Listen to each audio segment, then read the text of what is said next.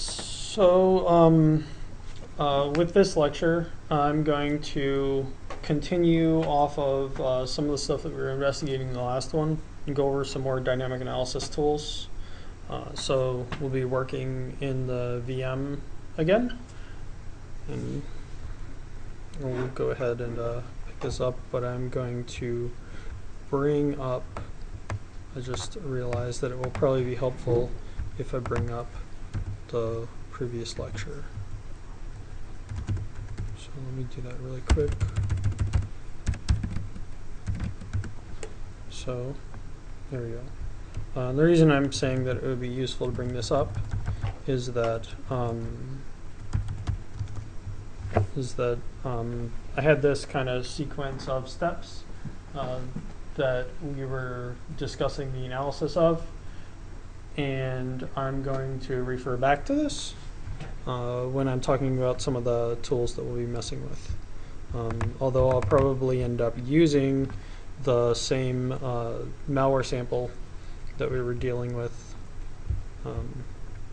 that exe file that we were dealing with in the last class. So let me go up. All right.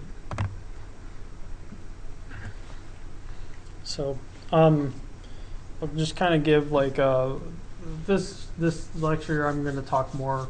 I'm actually going to jump back and forth between the VM and a bunch of these tools. So I'll kind of talk through a number of them. So there's a lot more dynamic analysis tools beyond just these. And if some of you have kind of explored the references that I have available on the course website, then you might have run into some of the sites that have a really long listing of them. But I pick on these mainly because these are ones that will be very easy to kind of get started on. Yara, for instance, is one that I've already done on a static analysis side, and it's one that's going to be incorporated into a couple of the homework assignments.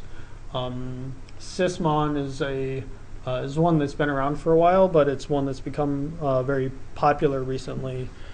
So you'll remember that we went through the Procmon, which is called Process Monitor, for lack of a better term. We went through that tool, and it generated a large amount of activity that we had to go and kind of page through. Sysmon takes a different approach at logging system activity, and because of that, it ends up utilizing a much smaller amount, or I should say producing a much smaller volume of data, and it's a lot more targeted in the events that it's documenting. We'll say that in addition to its use that we're going to use it for in a malware analysis environment, it's also a very popular tool for people to deploy in a normal network, because it'll use the Windows logging facilities to actually log the events that it sees. So this is going to be helpful because there's a lot of tools out there where if you're running a network of Windows machines, there's a lot of tools out there that actually collect all the logs together and help you put it into a database or something like that. So it's a tool that allows you to basically allows you to get all that work free out of the box without having to build a whole bunch of your own custom collection tools. You can also install it on all the systems in your environment, just like you can install any other service like a network driver or antivirus engine and stuff like that. So Yara, I talked through Yara. One of the nice features of Yara, and exe is actually available for I think 3.7.0 off of the Yara website, is that you can scan all files naturally. You can scan stuff recursively, which some of you might have been using for the homework assignment. But also on a system, if you run it with the right permissions, you can also do process memory scanning, which means that you can actually have Yara go and scan the memory buffer that program memory is loaded into. So to get to some of the discussions that we had about packed binaries and things like that, if you happen to have like a suspicious program or something like that that's running on a system, and if you remember a couple of lectures ago, that was something that we what was it? That was something that we messed with in Process Explorer. You actually have the ability to use Yara to actually scan that memory that we were actually paging through in Process Explorer. So it's very handy for that. I've also found, and I'll use in this example, I found it's very handy for just kind of recursively scanning the contents of a drive. So for instance, if you have an unknown PDF and you happen to like run it on the system, you can use Yara to recursively scan the entire contents of the VM to try and see if you can find any known malware in it. So FakeNet and INetSim I'll talk about as well. They're actually network service simulators. If most malware uses network connectivity, so they're useful for simulating that. And then another tool that's a really old one that I don't really think is maintained very much anymore is called CaptureBat. And that particular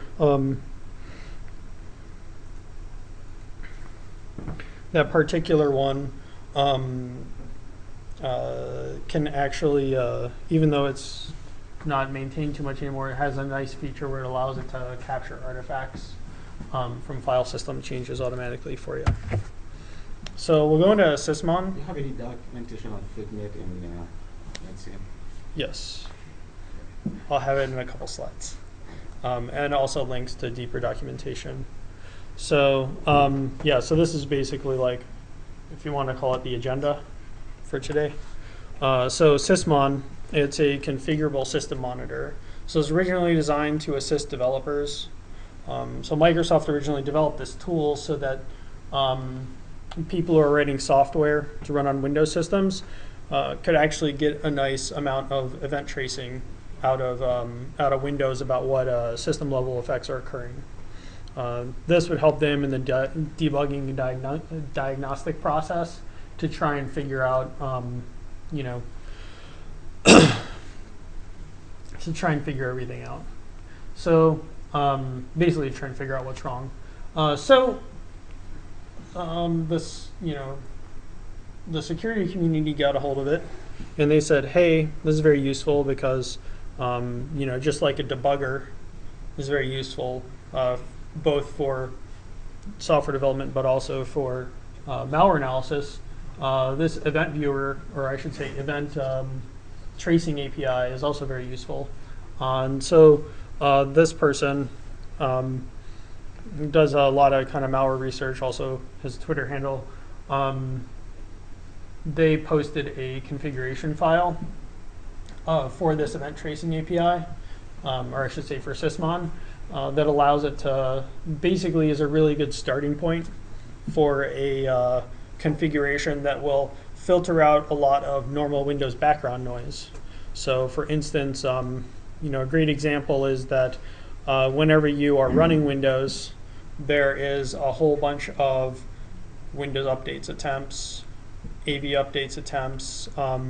In addition to like the Windows updates for patches, Microsoft's also regularly checking to see all the certificates, see the status of all the certificates, and see if there's new certificate revocation lists that are off, that have been published. There's basically a whole bunch of background noise that happens on a normal Windows system if you were to leave it running for, you know, 48 hours or a week or something. So the goal is that you don't want a whole bunch of that background noise to constantly generate a bunch of event logs that are going to be a bunch of extra junk that you have to dig through, right? This person went through and curated what they've been able to use in their environments. You know, basically a really good kind of default config to start from that's very useful in the kind of security analysis context. So that's what I'm going to start with in the demo that we'll do. In addition to the Sysmon tool itself, which you can actually, I'll make sure the URL makes it into the slides when I post them. But in addition to the Sysmon application itself, it's actually based on this event tracing API for Windows. So that's a whole like C API. So if you don't just want to use the limited capabilities that are in Sysmon that have very application specific focus, They actually have an entire C API that allows you to write libraries or programs to try and link into it. And then finally, in the Windows Event Viewer, sysmon event logs are accessible in the following compartment. So those of you who aren't familiar with it, there's a large number of like compartments, or I should say, there's a large number of Windows management consoles. And for the most part, if you've ever dealt with like the certificates console or the event log console or the computer management console and all those things, they basically consist of a bunch of like point and click UI for a tree of other things that have trees of other things that have trees of other things underneath them. So in this case, you'll see when we actually go and use it how this works. So I'm going to jump over to VirtualBox now. And I think I was using this one. So I had actually installed sysmon on here already.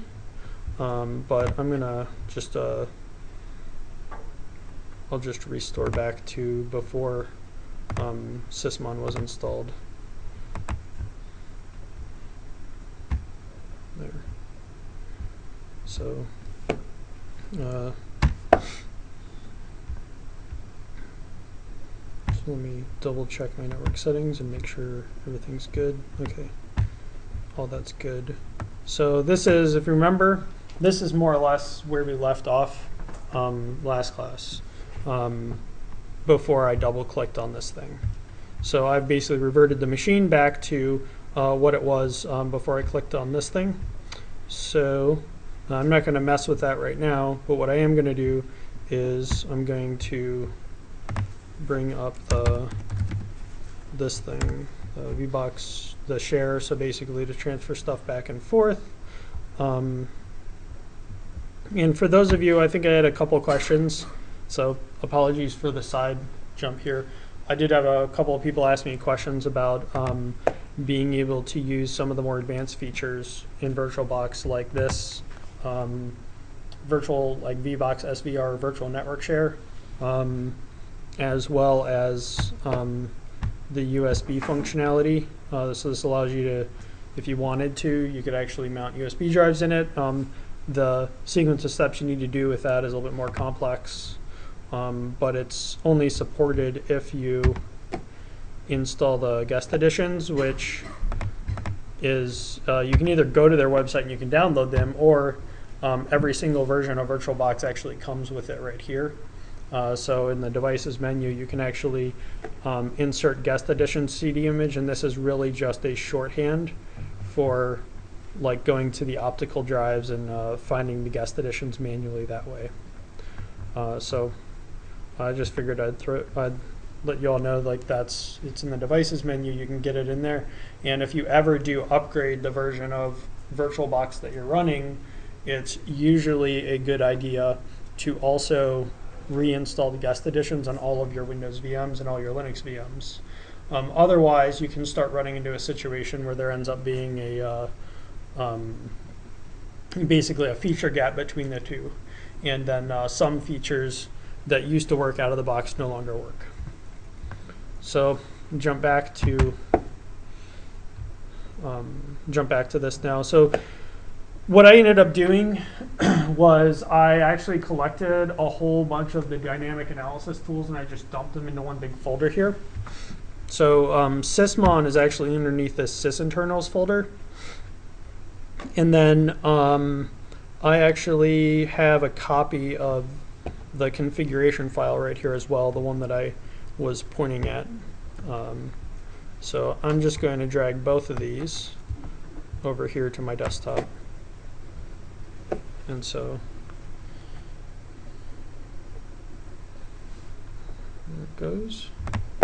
And so I'll show you, if you just type in like this, so this works in, whoops, you spell it right. This works in pretty much any version of Windows after XP, so I think 7 and up. So if I just type in Event Viewer in there, it'll actually allow me to find the Event Viewer tool, application, whatever you want to call it. So there's a program that's Windows Event Viewer that's one of the administrative tools. So I can go in here and load it up. Like I was saying, it gives you a hierarchical view of all of the places that Microsoft and other applications can log events that they feel are noteworthy. So right here I actually have the hierarchy. So applications and services log, Microsoft, Windows, Sysmon. So I note that I haven't installed it yet. So I'm pretty sure that there is not a Sysmon folder here, right? So I need to install it first. So what I'm going to do is I'm going to look for CMD. I can't remember if I have to do this or not. I can't remember what user permissions I set for the user on my VM, but I'm going to just run this as an administrator just for the heck of it. And then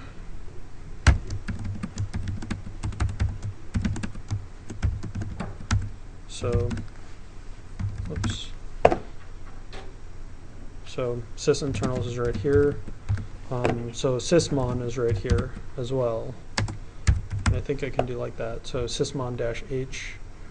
So one of the key things here that I'll just kind of leave the mouse over, it's one of the other things that's really helpful about this is neither installation of it or uninstallation requires a reboot. So even though it's hooking into the kernel and the kind of driver level stuff, it doesn't actually require a reboot.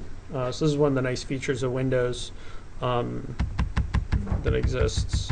So I'll go up here and you can see basically the different parameters that it can take on the command line. Mainly what I'm going to be doing is I'm just going to use that first one, the -C, to update the configuration and also the I to install it. So it has a, here I'll go up. Actually I can use just -I because this version allows me to give a config file to -I. So one of the other nice features about it is that if I have Sysmon installed and it's logging stuff, it's describing events to me, and I feel that either it's being too noisy or it's not being noisy enough, I can actually go and modify that XML file I downloaded, and then I can upload a new version of it, and it'll just change its behavior without having to go and like restart the service or uninstall it or reinstall it. So I'm going to do sysmon-i, and then I think it was down here. Yeah. So I'm going to go ahead and do that, and then it's going to say agree. So there's actually a command line parameter. So now Sysmon got started up. So now I can go over here. I can refresh this, and I might need to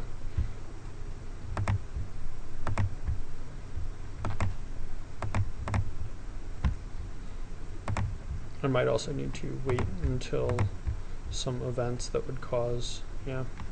So I'll just give it a moment.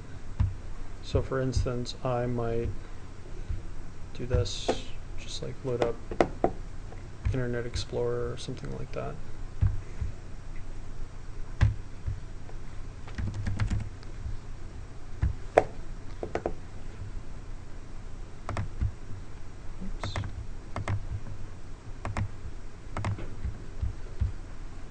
And so now you can see Sysmon has showed up there, and it's got one folder underneath it. It even has the number of events and everything there. So now I can go here and I can look at all of the different events. I don't know if I can make this go away or not. I can't, but I can make this go away there. So now you can see that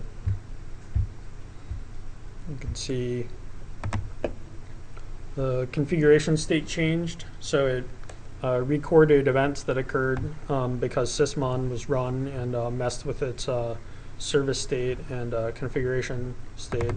There's a process creation, so it actually logs that services.exe. So one of the cool things about sysmon is that whenever you run a process in any system, in any whether it's Windows or whether it's Linux, the code that called the function to create that process or fork that process or whatever existed in another process. So this actually gives you the parent-child relationships, which is helpful. That can help you identify kind of what sequence of steps occurred. If you remember when we were looking through Procmon, that was a little bit more difficult to ascertain. So this can kind of give you the chain of events that occurred. As I said, it's in the Windows logging format, which is extremely helpful. Here you can see the sysmon that I ran stopped running because it set up the service to run. And then this is me clicking on Internet Explorer to run it. The other thing I can do here is I can, I believe, do this, save all the events as, and I actually have a number of different, say, file formats that I can export these as. So I might want to do this, and then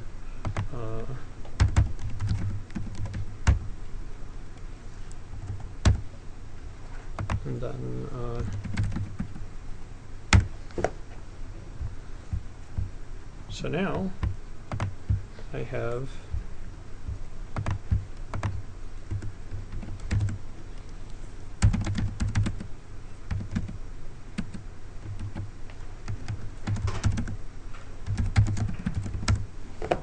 and so now I can actually see all the event information is listed right here for me, which is extremely helpful.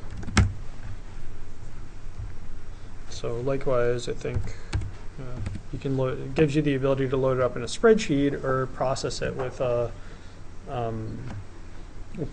like a Python script or something like that, which will probably be more, more convenient. So here's the network connection information. So this tells me that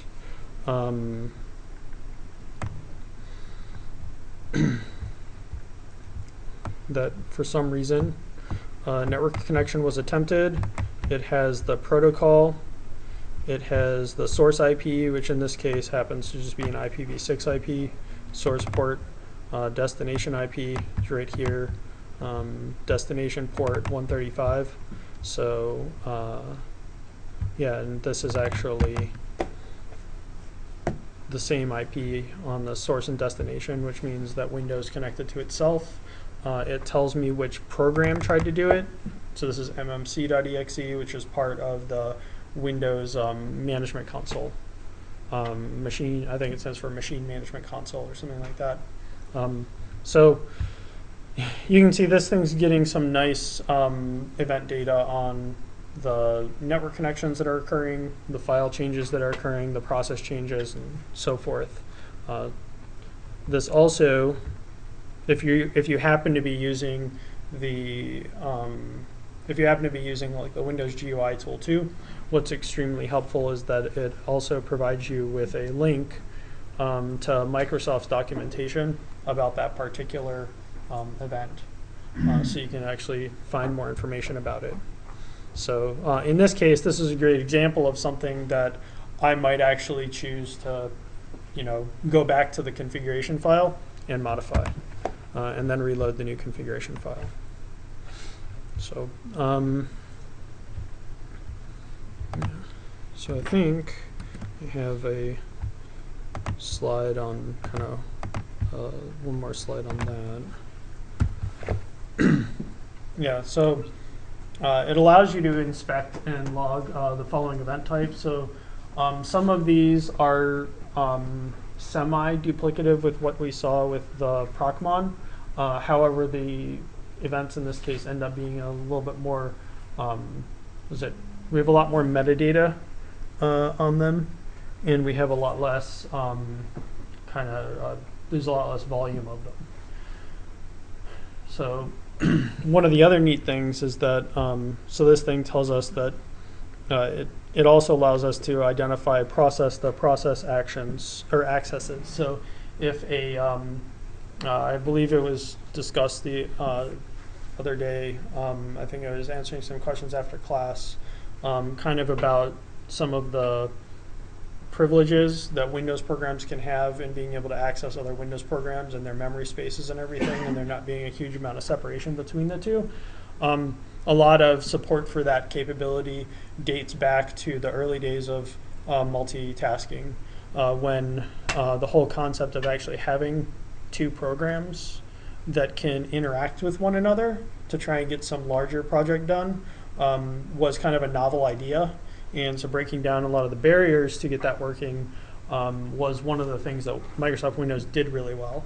So it facilitated a lot of use cases where multiple programs wanted to work with each other to accomplish some bigger idea than was really envisioned in either one of those programs' development teams.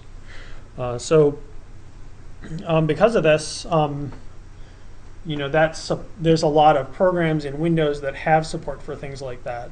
In Unix, a lot of times what we end up doing to try and solve that problem is we end up trying to use pipes between programs, or we try and use intermediate files on disk, or every once in a while we'll allocate system-wide shared memory, and then both programs will have access to that shared memory.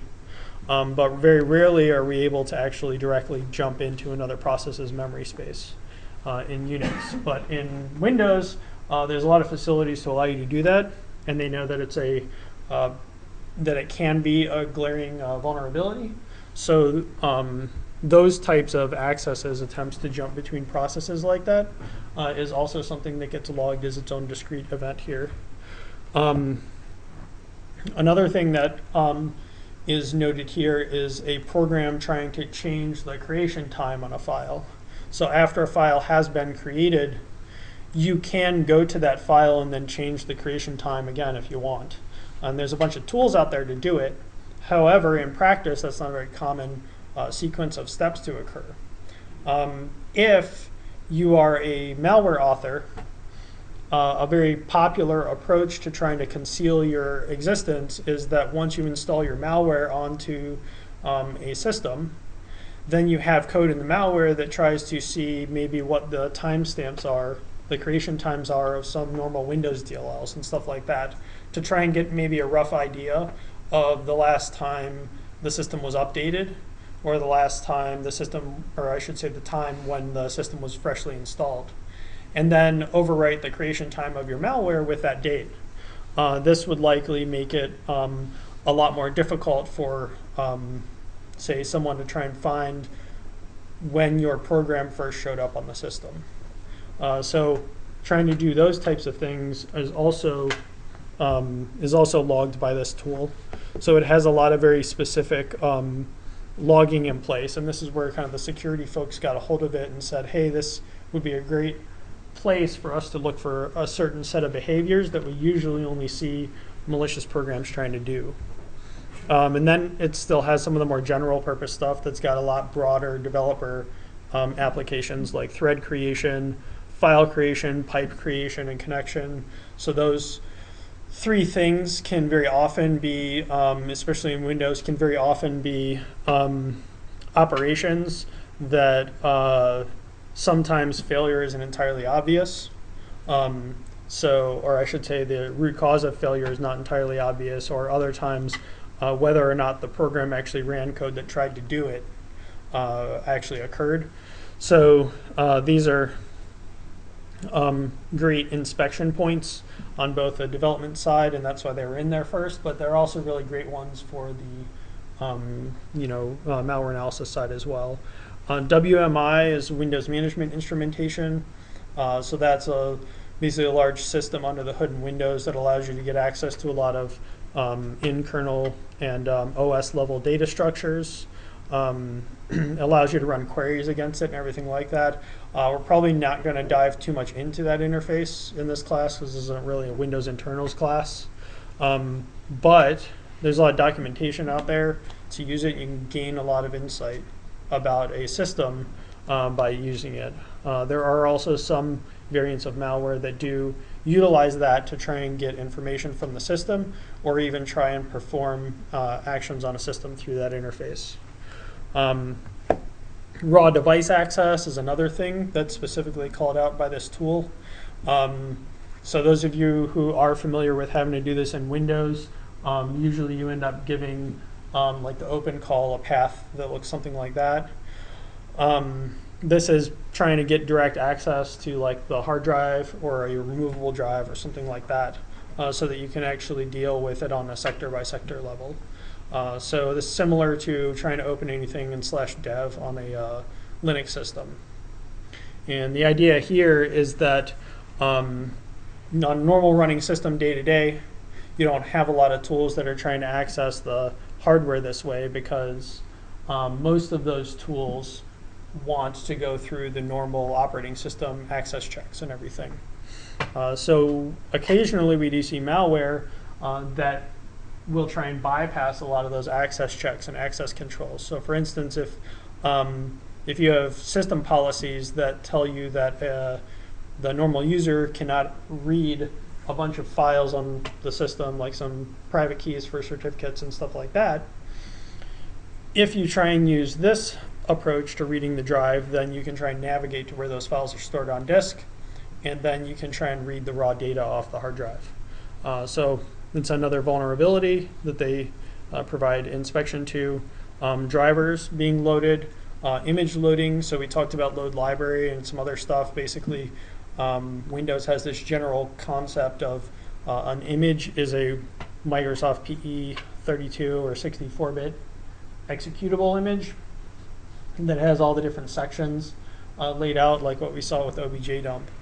So this gives you the ability to, if you want to, inspect every time one of those things is actually mapped into memory. So anytime a library is loaded, or anytime a exe is loaded by another running process. Trying to think, there's a great example would be if malware happens to maybe want to load an exe and then run a function within that exe. This is a good inspection point for that. So network connections, as we saw, and then registry events. So a lot of the stuff that covers the actions that we saw, a lot of the stuff that covers the actions that we saw right here, right? You know, you can get the network connection and also the fact that the PDF was written to disk. We might get the PDF being opened by seeing that Acrobat Reader runs, because that would be the program that would run it. Bad.pdf exploits Acrobat Reader, so we might not catch that, but we may, I'm not sure. We'd have to look. Attacker shellcode maybe writes these two files, so we'd be able to log that. So you'd be able to basically have something that would log a lot of the sequences of steps that happen here. So I'm going to go back to, here we go. Go back to here, and I'll refresh this really quick. So you can see that while I was talking and doing everything, there's probably a bunch of junk going on in the background of Windows here. So you can see the hard drive just blinked a few times there. However, only really one, only one more event actually showed up here, and it says task host. And so what's this thing doing? Services, task host.exe. So this indicates to me, host process for Windows tasks. So this indicates to me that there was some scheduled task that ran during that interval that I was there talking.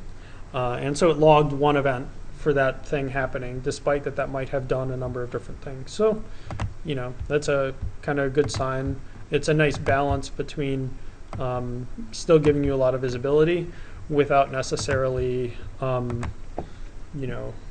without necessarily spamming you to death with a whole bunch of event records, right?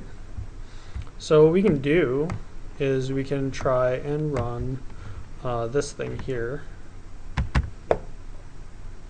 And so this is, again, that malware sample that that I had demonstrated during the last lecture. And so you can see there's a bunch of hard drive activity going on. The little wait image popped up on the cursor. And so now it's installed on the system. So now I can try and refresh, and you can see a whole bunch of events occurred. So one of the nice things, and one of the reasons why I brought up that that Internet Explorer is that it gave me a nice boundary point here with the network event ID. So the other neat thing here too is you can see that there's these event IDs. So I can actually sort by event ID if I wanted to say drill down and look at just all the network events that happened, or drill down and look at just all the process events that happened, that type of thing. I can actually filter down to those. So it's also got a complicated, because it's, again, this is one of the benefits of them shoehorning it into this existing event viewer system, is that it gives me the ability to use the same mechanism to filter down that I would if I was like administering a Windows computer. So this is the network connection. This one is that task host that I just showed you, which means that probably the next one's going to be me double clicking on the program. And there it is. And it says that Windows Explorer is what caused that to open. And so Windows Explorer is actually the program I'm interacting with when I'm working on the Microsoft Windows desktop. So when I double clicked on the program, what I really did was I told Windows Explorer to, hey, go open the program that I just double clicked on. So I didn't necessarily open it directly, even though the interface makes it seem like I did. So then the next thing that happens is another process creation, which is this program, I guess, ran itself or forked. It could be it created a sub-process basically, or created a, the equivalent of a Windows or of a Unix fork, and then process terminated. So let's go back here. This was process ID 2816. This one's 2212. So 2816. And then this thing tells me 2816 exited. So it started up a new copy of itself, and then file created. So I can go and look at this. And you can see that what it did was it created a new file, created a new Windows startup link. So we saw that in Procmon, but this thing's kind of giving us a lot more direct access to it. So the other thing that happened is process create. It created this, so that's another thing too that's neat, and it might have something to do with the filters that we have enabled, so I might want to change those or something like that. But you'll notice this file got created and had a action logged for that, but this file didn't exist before I ran the program, right? So this file got written to disk, but for whatever reason, that operation didn't get logged. And so that might be something where I just want to try maybe running a broader, more verbose version of the tool. So, and then the original one, so 2212, exited, and then it created another copy of this one. So, and you can see the command line has that number that I pointed out from the last class as well. So, and then the process terminated.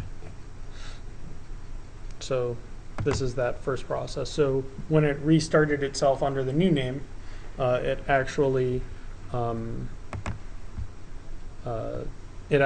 performed the same sequence of steps that it performed the first time, which was that it started the program up. The program basically forked a copy of itself, and then it killed the original one.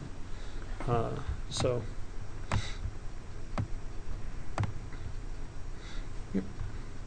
anyway, that's that tool. Oh. So that's that tool. I'm going to leave it running while I move on to the next. Can I see the switch you used to install SysInternals? What's that? The switch that you used to install it. Oh, yeah. So here, we'll just do this. I can actually just restore back to this because I should have saved it before I installed Sysmon, but it's fine. I can just install it again.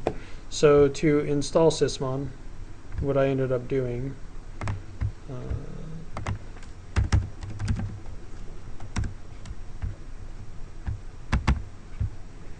So SysInternals, and then this thing as well. So I will put these right here. So I'll show you that for sysmon, I actually downloaded this file.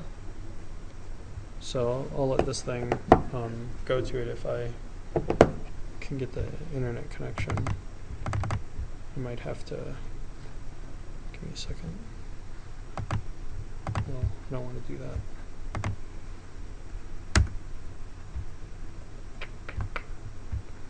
There it goes. It just took a moment. So I actually went to this, they actually have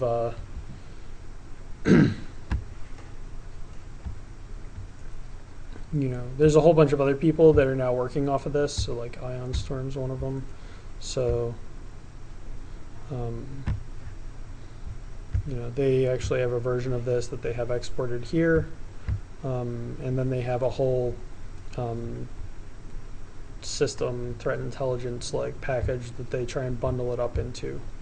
So anyway, what I did was I used this person's export, which is basically a big XML file like this.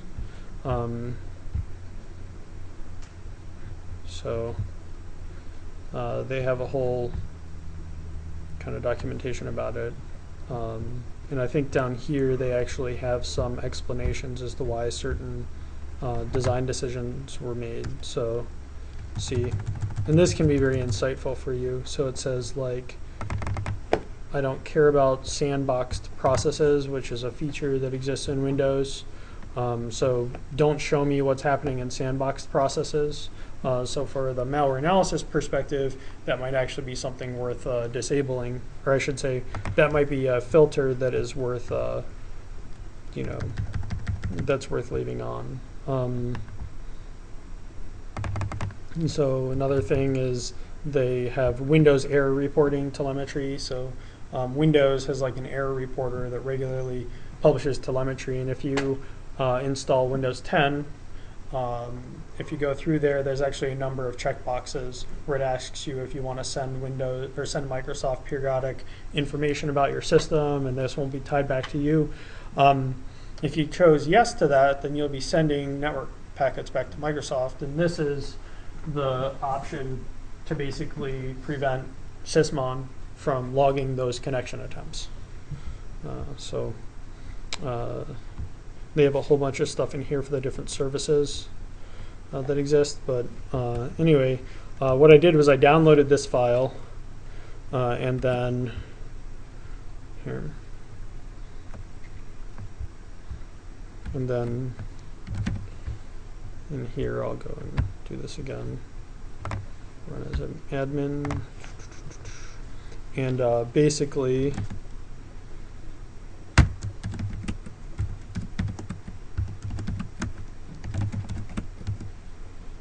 so I just said -I for install. If I do -H, it actually shows me everything. I can actually take this except EULA, so I can do except EULA, and then that way when I run it, it won't pop up that box that allows me, that asks me to read the license agreement and click OK. So I can do this. So basically, let me do that.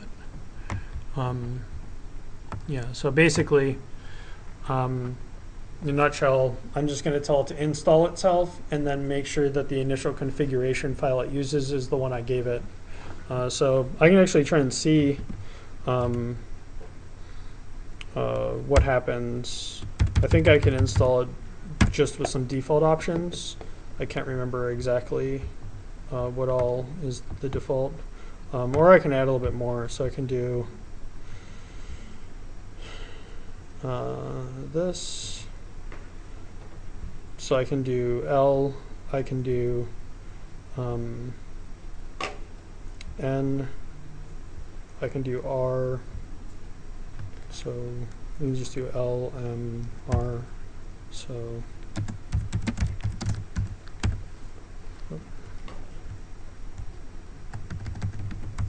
oops, keep doing that. getting one of these wrong.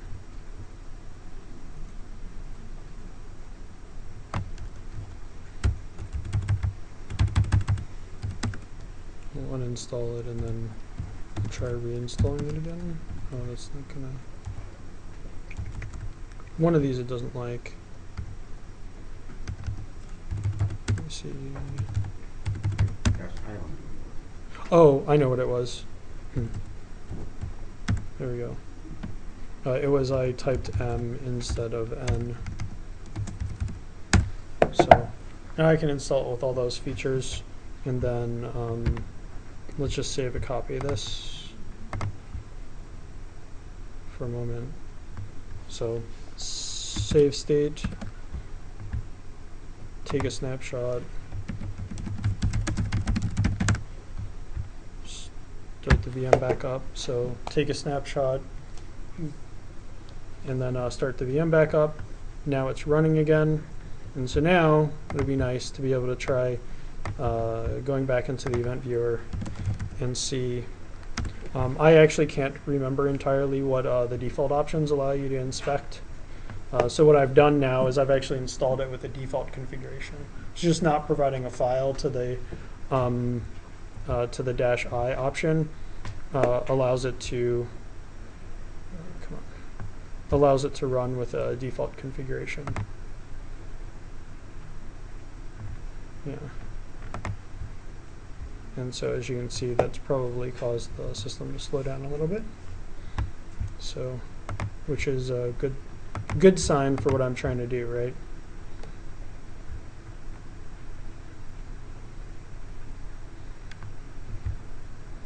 So let the thing load up a bit. So it's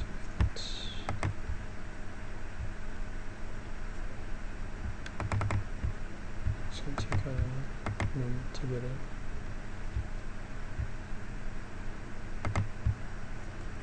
I can also do this.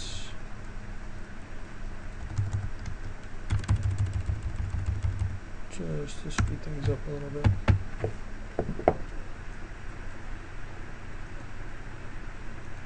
Yeah.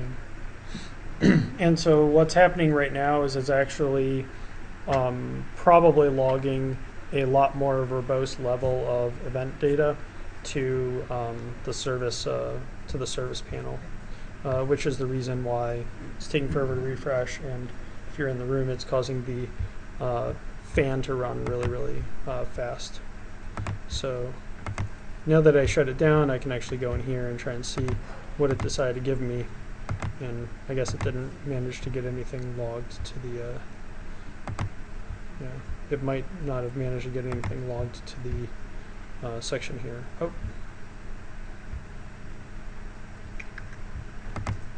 Yeah. Oh well.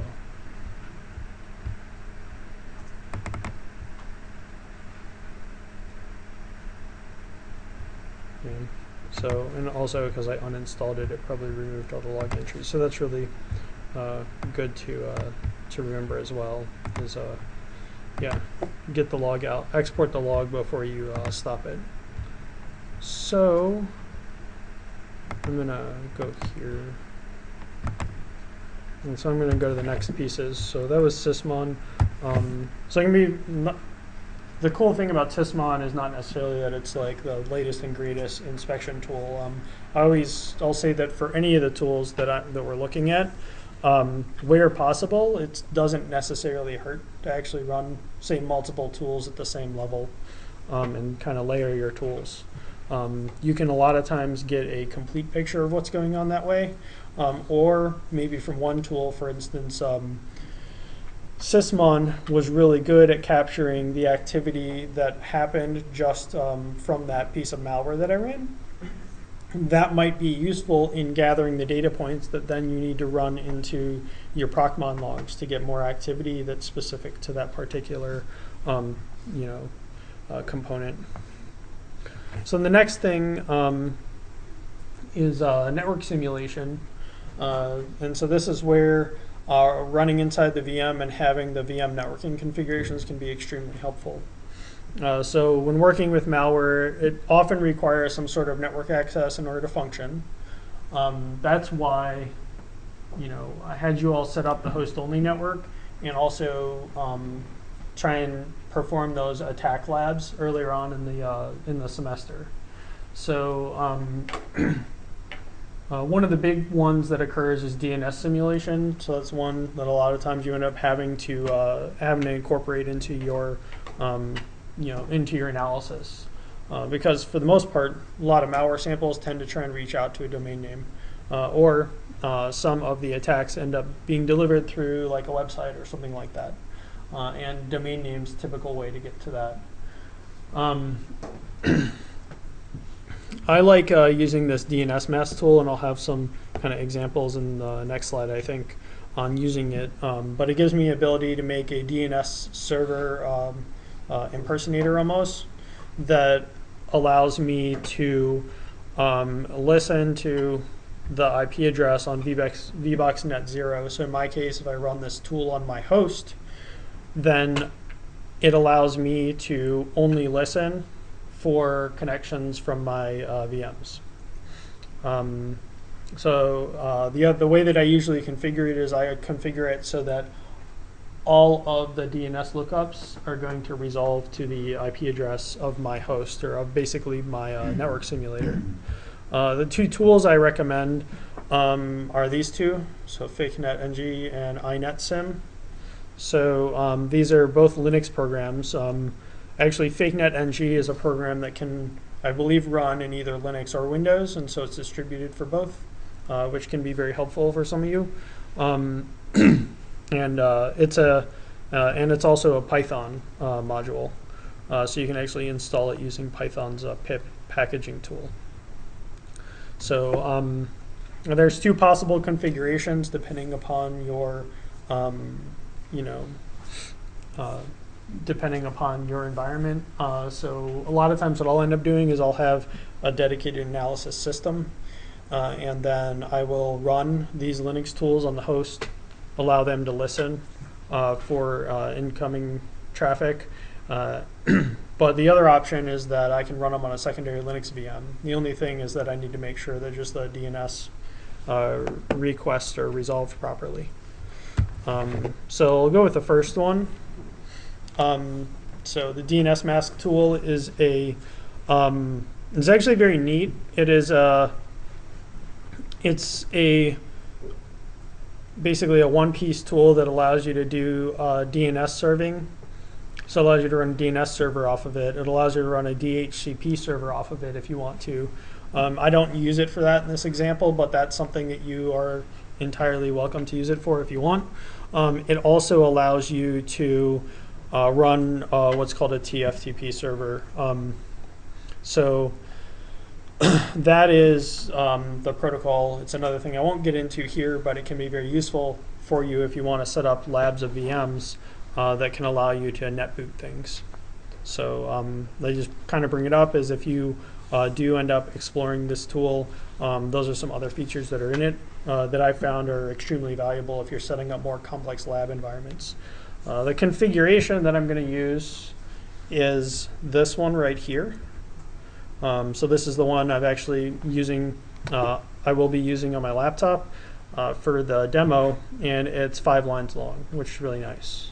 So 5 lines, I basically tell it that I want it to listen on the VirtualBox interface. I want it to respond to all DNS lookups with this IP address. So the little hash symbol is a wildcard, but you can actually separate them by, you can separate multiple addresses by slashes. So if you have a specific list of like 10 or 10 domain names that you want to resolve to a single IP address, you can just list them in here divided by slashes. I tell it I don't want it to look at my system configuration to find any DNS forwarders. So one of the features that DNS mask has is I could run it on my laptop, and then I could have it go and forward any DNS requests to UC's DNS servers. The idea being that I could use it for a local DNS cache on my system. So that's another functionality that it was primarily designed for. So I'm turning that off because I don't want it to run as a name cache. Bind interfaces just forces it to only listen on this interface and not listen on anything else. And then I just explicitly told it also not to try and run a DHCP server on that interface, because I just like to turn off functionality that I'm not going to use. If it's I can't remember if in the version I have if that's default on or not, but I'm just turning it off just in case. So that's DNS mask. So I will first.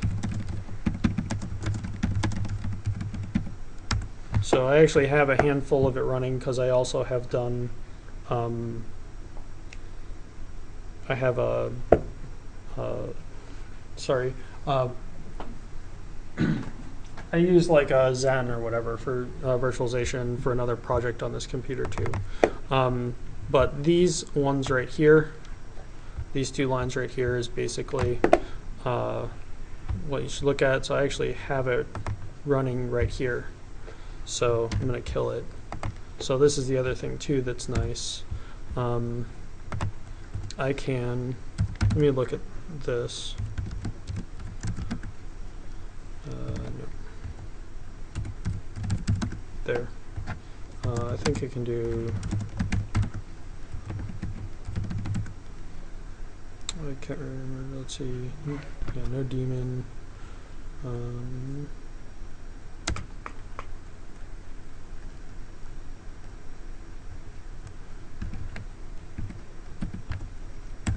I was just going to try and see how I can run it in debug mode. So this says run it in debug mode. I'm not sure. Okay, never mind. I was going to try and see if there was any way to get it to dump a little bit more information about what's happening. But I'll just run it like this. I can also, the other nice thing too is that I can specify some of the configuration options. All the configuration options that I put in the file are actually something I can specify from the command line too. So it's very neat because it's kind of built in a very versatile way. So what I've basically done is I've set up a DNS listener now. So I can do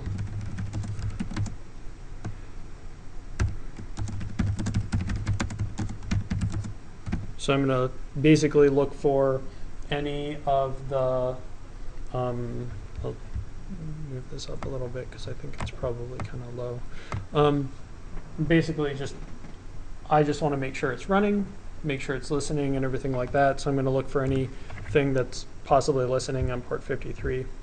So this one right here is what I told it to do, so that's what it should be doing. You won't see this. This is the, remember I said DNS mask was running for my other VMs that I had set up with Zen, so that's what that subnet's set up for. So you can ignore that. But this one is the one that I just told it, the one that I just had configured it to run. And here is the dynamic tools DNS mask configuration. So that's the configuration. So if I want to, I'm not sure if, I can't remember if this will work. Yeah, it did. So I always look up one.net. It's a habit, old ISP that used to be here that's now part of Nuvox or something. But I mean, I can probably do google.com, right? So now I verified that if I run my DNS lookup against that version of DNS mask that I have set up on this IP, that every single time I do a lookup, it's going to return this. So basically, anybody who's told to go and use 192.168.56.1 as a DNS server is going to have all the websites they want to visit actually routed to that thing's IP. So how this gets used in practice is that I might go here, basically go and change the adapter settings, and then statically assign a DNS server. So we'll do that here.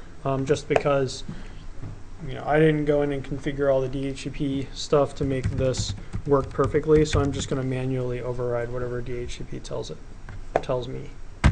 So there we go. And so now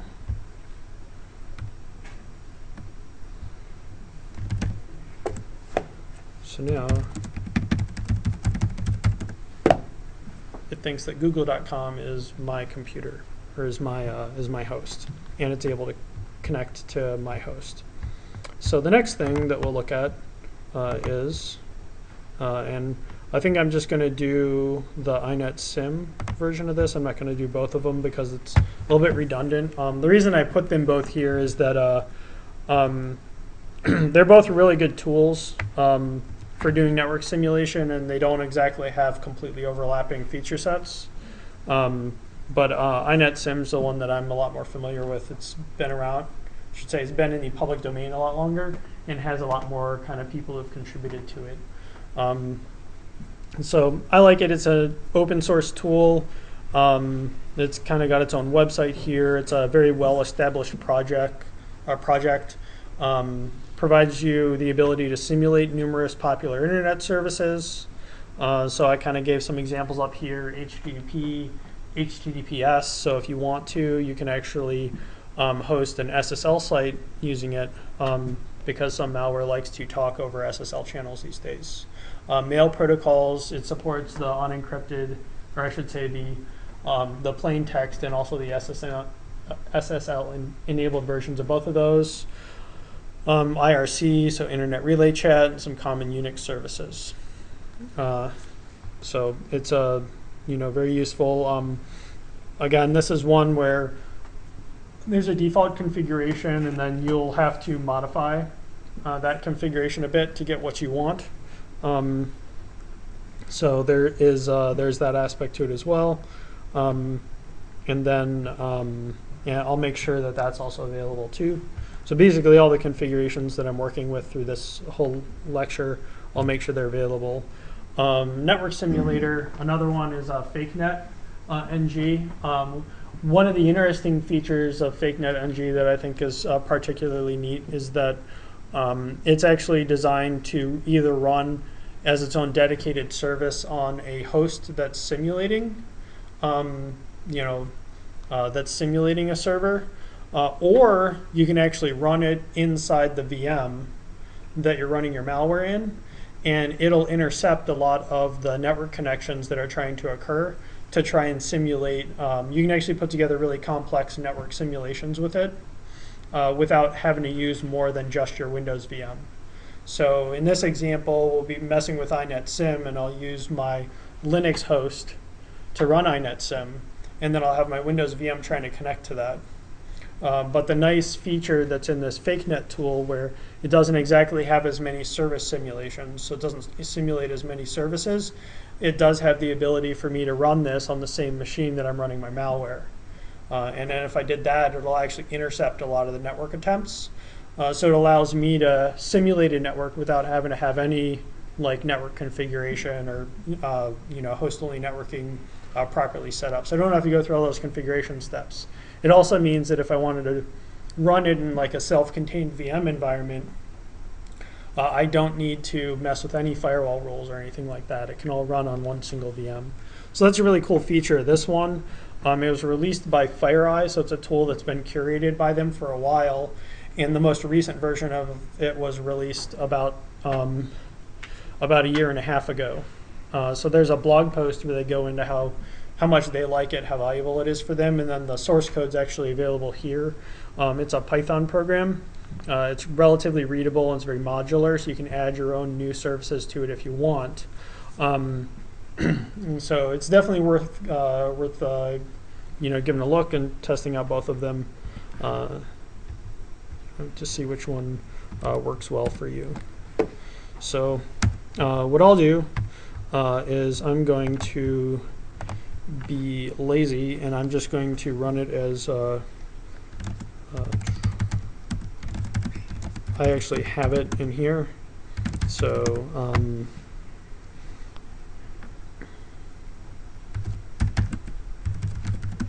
I think I can do it like that. Is that right? Yeah, there we go. So I can basically, I can run it from the command line. It takes a configuration file. It assumes, if I don't give it one, that the configuration file is actually here, conf inetsim. So you can see that it has a bunch of available services. One thing that I've run into on my system, I don't know if you'll run into it on yours, but I'll point it out because it's a little confusing, is that this says that it'll run a DNS service.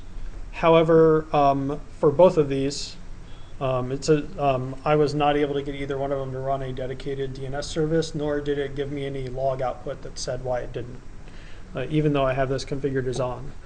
This might just be a limitation, like a restriction around running, around arbitrary programs running DNS that may exist in my Linux configuration.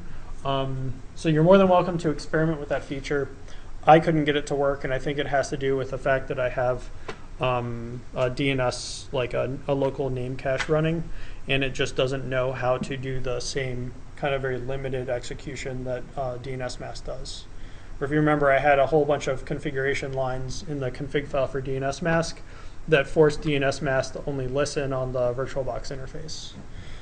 This tool might not have that same kind of narrowing feature to it. Did you try to flush all your DNS before? Well, so this would be, I think that it was just unable to grab listen on port 53. So because I have some system critical stuff on here that runs on port 53 and it doesn't allow me to go any narrower than that. But anyway, I'll just one thing that you'll also want to keep in mind is that on a Unix system, if you want to run anything on any of the very low numbered ports, you have to run it as root. So I'm going to run inetsim. So now it's telling me that it has all these services started. So you can actually see it tells you the port and it tells you what type of service it's running on each one of them. So so now I'm going to go over here and let us try doing this and see what happens.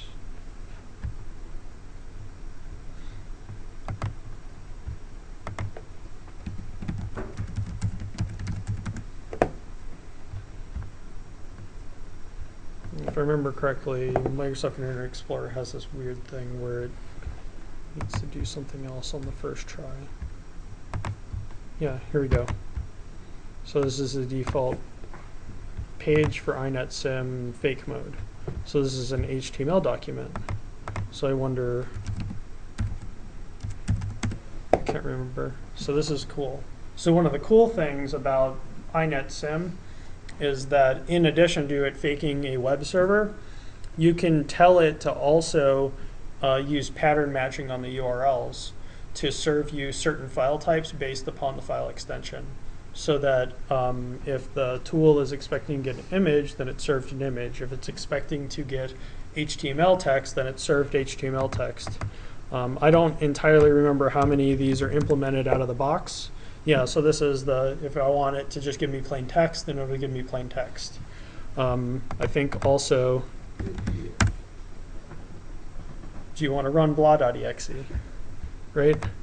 So it actually has a executable that, you know, or yeah, it has an executable that it can deliver.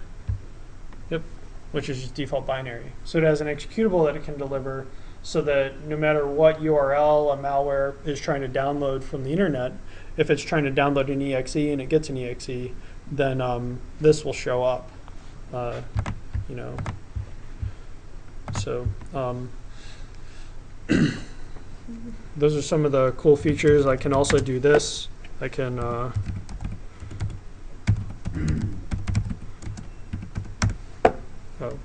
Telnet's not on here. It's Netcat on here. I might not.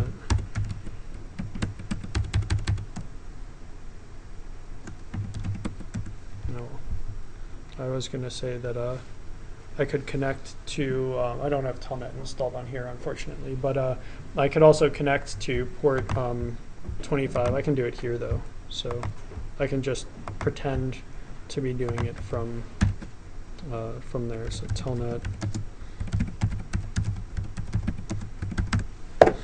And so then it, you know, if I can remember how the, right, oh,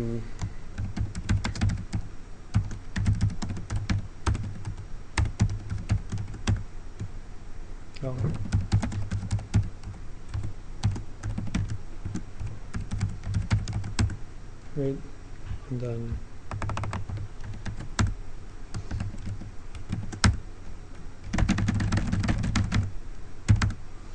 right, and so it pretends. What I did was I just typed in SMTP commands, so it's also pretending to accept my email for delivery and everything like that. So it doesn't actually do anything; it just tosses it out, it junks it, but it, you know, it's there. The other thing that's neat is I can also do this, you know, so it'll accept any username and password, and then I can use like FTP as well. It's basically simulating all these things, and that way, no matter what malware uses, so one thing I might try and do is like put sysmon.exe. Let's see what happens. So sysmon.exe got uploaded in there. So then maybe I'd want to go in here and see data, FTP, upload, right? So I got a copy, let me, right? So this thing right here, me trying to upload stuff. So for instance, there are a lot of pieces of malware out there that will try to connect via FTP to a server, and then what they'll do is they'll take like screenshots and keylogs and they'll just upload them that way. And so this way, if it's a piece of malware that tries to do that, it'll actually grab and catalog each one of those upload attempts, as well as as well as some information about it as well. So it's got a lot of neat like built-in. I can look at this thing and see what it is. Oh, sudo vim session, right? And so then this is like a little file that tells me maybe what actions occurred or something. I'm not entirely certain.